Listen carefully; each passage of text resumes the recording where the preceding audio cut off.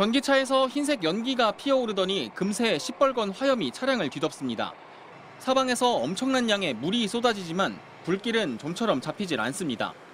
산소 공급을 차단하는 질식 소화포도 큰 효과를 보지 못하는 상황. 그런데 차량 아래로 납작한 장비 한 대를 밀어넣자 점차 연기가 잦아들기 시작하더니 좀처럼 잡히지 않던 화재가 약 10분 만에 진화 완료됩니다. 국내 완성차 업체와 소화장비 개발업체가 함께 개발한 전기차 전용 화재 진압 장비입니다. 이 장비는 전력 공급이 없어도 차량 하부에 구멍을 뚫어 배터리에 직접 소화수를 주입할 수 있습니다. 배터리 내부에 직접 물을 분사하기 때문에 진화 시간을 줄일 수 있고 1000도까지 올라가는 배터리 열폭주도 막을 수 있습니다. 출동 나가기 전에 상당히 좀 저희 소방관들도 많이 긴장을 하고 출동을 나가고 있습니다. 전기차 화재에 있어서 저희가 좀 더 유동적으로 진압할 수 있을 것으로 기대하고 있습니다. 한 대당 1,500만 원 수준인 진화 장비는 계속 재사용이 가능해 전기차 화재 대응에 큰 도움이 될 것으로 기대됩니다. 직접 소화에 사용된 이후에는 한번 점검을 한 이후에 폴커터 같은 일부의 부품을 교체를 하고 다시 사용할 수가 있습니다. 소방당국은 현재 6개 소방서에 시범 배치된 이 장비를 완성차 업체로부터 기증받아 전국 241개 소방서에 모두 보급할 계획입니다. MBC 뉴스 정인곤입니다. 내리막길을 달리던 택시가 상가를 들이받자 푸른 화염이 솟아오릅니다.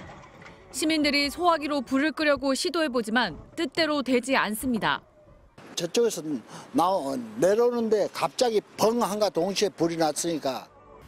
출동한 소방대원들이 침수조에 차량을 넣고 나서야 불길이 사그라집니다.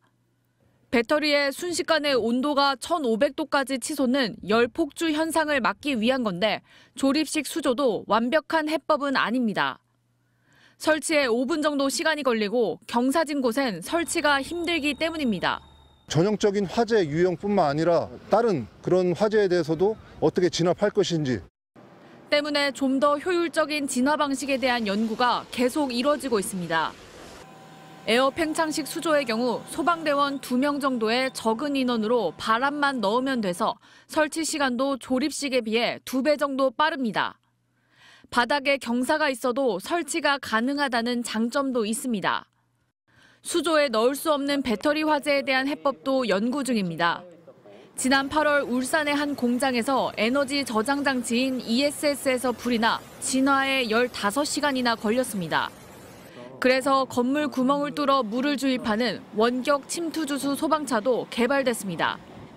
실험에선 5시간 이상 걸릴 진화 시간을 10여 분으로 단축했습니다. 측정을 통해서 굉장히 빠른 시간에 1차 화재 진압을 할 수 있었고 재발을 막을 수 있는 기술들에 대한 검증을 할 수 있었습니다.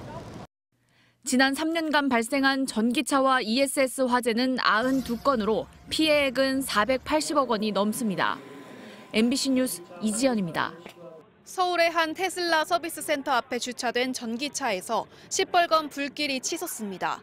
아무리 물을 뿌려도 잦아들지 않던 불길은 이동식 수조를 가져와 차를 통째로 담근 뒤에야 3시간 만에 꺼졌습니다.